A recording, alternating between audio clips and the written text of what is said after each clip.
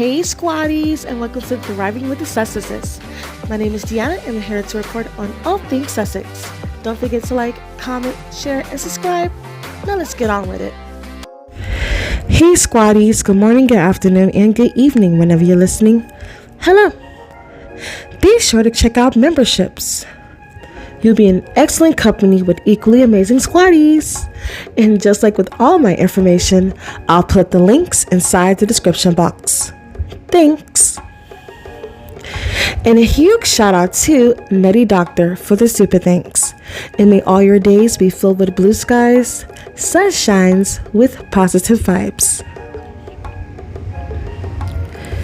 Meghan is being honored by Kelly McKee Zayifin. The Alliance of Moms co-founder shared a post on Instagram Friday in which she praised the Duchess of Sussex for being a great friend. She also thanked her for joining a campaign that would support expected and parenting foster youth in Los Angeles. On her Instagram post, she wrote, "As Mother's Day approaches, I can't help but think of my own community of motherhood. I instantly think of you, Meg. How incredibly nurturing and warm and open you are. What an incredible friend and mother. I'm truly in awe of you, and I'm so grateful you are a part of my community of motherhood. You are always the first to say yes and support those you love. You're a fierce advocate for those who are in need. Thank you for joining this year's campaign to support LA's expectant and parenting foster youth, which helps provide critical services, education, resources, and advocacy so they can build a better future for themselves and their families. Please join us in this year's very special campaign and purchase your t-shirt to support in the link in bio. Don't forget to tag at Alliance of Moms so we can shout from the rooftops how amazing you all are for supporting this wonderful community of mothers." Now, I will have the link to that in my description box, so you can buy yourself a t-shirt. It's really cute. And this past Friday, our favorite royal couple was seen at a sushi bar, which smashed off pregnancy rumors. This is from TMZ. But I had no idea about those pregnancy rumors. I was aware of the pregnancy rumors, but I had no idea that they were still swirling. I thought the Lakers date night proved that she wasn't pregnant. Okay. But I absolutely loved her jumper or dress or whatever it was. It looked good. I also loved her hair and the sandals. I'm just loving summer Meghan. I love her clothes in all seasons, especially the autumn and winter seasons, but the spring and summer Meghan is also stunning. As many have said before, she's the blueprint. But the whole pregnancy rumors, if I remember correctly, I don't know. It was even before the hiking pictures, because I remember like reading stuff on Twitter like, is our girl pregnant? That's why she hasn't been seen for a while. And then the hiking pictures that the press released, that was very old pictures that I guess they just held it until after the coronation. They said, okay, we'll release the day after the coronation to make it seem like Meghan staged this whole ordeal, which she didn't. A bunch of weirdos the press are, especially the UK press, but American press can be just as weird, especially when they have weirdos from the UK media control that narrative. But yeah, so much for taking a break. I took a brief break from the fandom.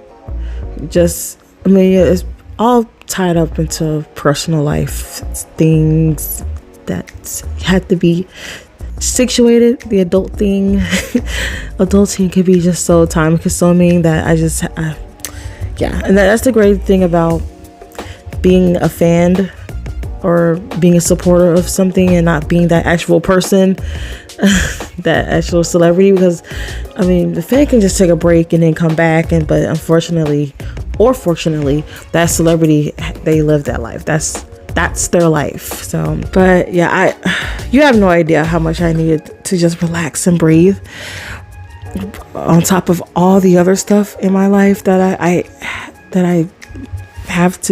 deal with. It was just a lot, and I had to just take a breather from several things, including this, and just get myself together. Just word of advice: protect your mental health. It's wow. But yeah, I got to catch up on some good like reality TV shows, and just caught up on a lot of TV. And so I got tired of it, and then I just turned that off and just started looking at my phone, and I enjoyed that. But then I was like, you know what? I mean, I do everything on my phone anyway, so I turned that off, and I just started focusing on me, myself, and I. I've done a lot of walking, a lot of just going out to eat pretty much by myself.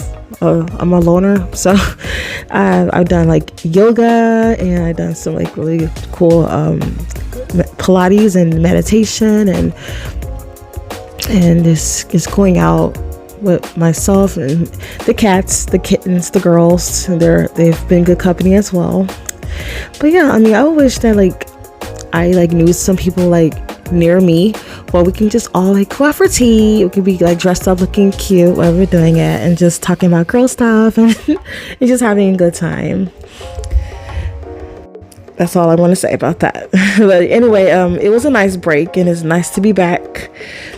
And I'm also aside from being in a Sussex Squad fandom, or the Sussex Squad world or universe, I'm also in the Little Mermaid fandom and universe right now, and it's a great place. The movie is absolutely stunning, it's perfect, and I'll talk more about that on another podcast.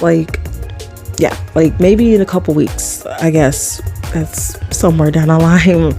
I'll squeeze a little bit of that in with no spoilers. I'll just talk about how much I enjoy the movie. I highly recommend. And on top of the link that has the Mother's Day the shirts with Meghan and her friend, I'll have the link to that in the description box, along with a link to buy movie tickets to this amazingly beautiful movie, The Little Mermaid, in there as well. And well, I mean, if you're a nostalgic crier and wear makeup like I do, and watching The Little Mermaid, my suggestion is to, if you want to wear makeup, just make sure that it's waterproof eye makeup, and have some Kleenex in hand, because you're going to need it. Anywho, let's see what Harry's toxic copycats are up to. And you know what I'm talking about. The welfare royals. My coronation was an absolute disaster. My attire looked like something my grandchildren would wear on play dates or costume parties. Tampon, baby. The American Idol producers have agreed that one singer, whatever her name is, and Lionel Richard at future balls, as long as we make guest appearances. Oh, jolly. You don't even need Harry and his black family to pollute our walls. We can simply call up American Idol to broadcast our images. Do you think that we should perhaps have a movie crew following us around? Oh, so you're imitating our ideas now? I've had campers follow me around even before your mother was born. If anyone is imitating anything, it's you and that mumbling bird you call a wife. How dare you? Katie Bones, how wonderful to... Oh, stop turning around, Carmela. I knew it was you who cancelled my shoot deal with Aquazera. I'm the Aquazera queen of the world, not you or Meghan. Good afternoon, your majesties. Have come with news of an outing Harry and Meghan attended last Friday. Oh, Jason, what did Meghan wear? Look at her, Jason. How do you that entire look ASAP? I'm sorry, miss, but I couldn't understand your request. You're always mumbling. She said she needed Meghan's attire look ASAP. And how does she get her ponytail like that?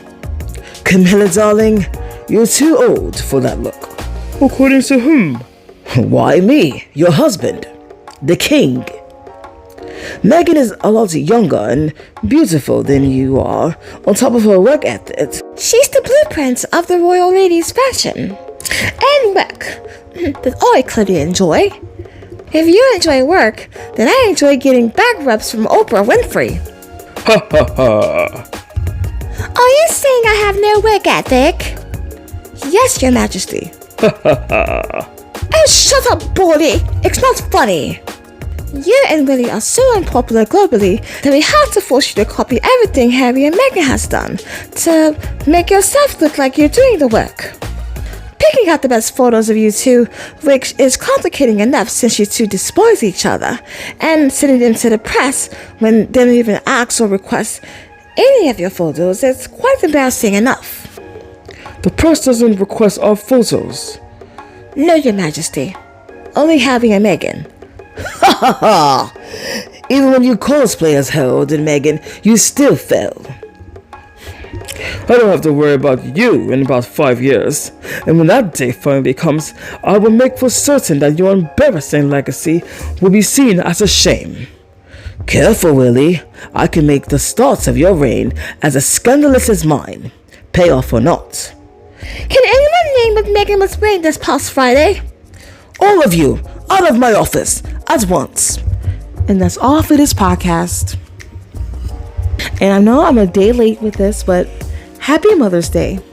Or happy belated Mother's Day to all the moms around the world, as well as the moms who are no longer on this world. Whew, my voice sounds so... It's all over the place. And I blame Queen Charlotte of Bridgerton's story for that, because I am obsessed with that show. I watched all 6 episodes in one sitting, and then I watched it again and again and again and again. Not in like the same day, but like I love it. My gosh, Queen Charlotte and hubby King George III, they're just the chemistry was just beyond fire. I can't, I'm speechless. I love him. I'm gonna watch it again too. Oh yes, and I forgot to add in this edition regarding Sandra Rhimes. I have a hard time saying her name for some reason. Sandra Rhimes there, and Duchess Meghan. And I cannot believe that there are people out there who actually thought that Queen Charlotte was based off her, off Meghan, the Duchess of Sussex. Like, these two are different, 2 different women, 2 different time periods. Queen Charlotte was a living, breathing person, and so is Meghan, the Duchess of Sussex. And to be honest with you, I haven't heard any rumblings about people saying that this was like that this story is inspired by Meghan, the Duchess of Sussex. I mean, I've watched the reaction videos to the Queen Charlotte, which on YouTube, which is pretty interesting. I really enjoy them, and I noticed that a lot of them have said, this looks familiar. Spoiler alert: there's a scene in the beginning of Queen Charlotte where King George's mom meets Queen Charlotte. She's trying to wipe the slightly dark smudge off her face, that's her skin color. So she's like, she's very brown, and people are like, okay, she's not that brown, she's light skinned actually. This looks familiar. A lot of would say, or either just say Meghan's name, like that reminds me of the treatment that Meghan had to face. Like, okay, she wasn't even a dark skinned woman, but here they are making a fuss about it. So, like, I've seen a lot of that, but I haven't seen, like, oh, this story was inspired by Meghan Markle. So, anyway, here is Sandra's response regarding those questions.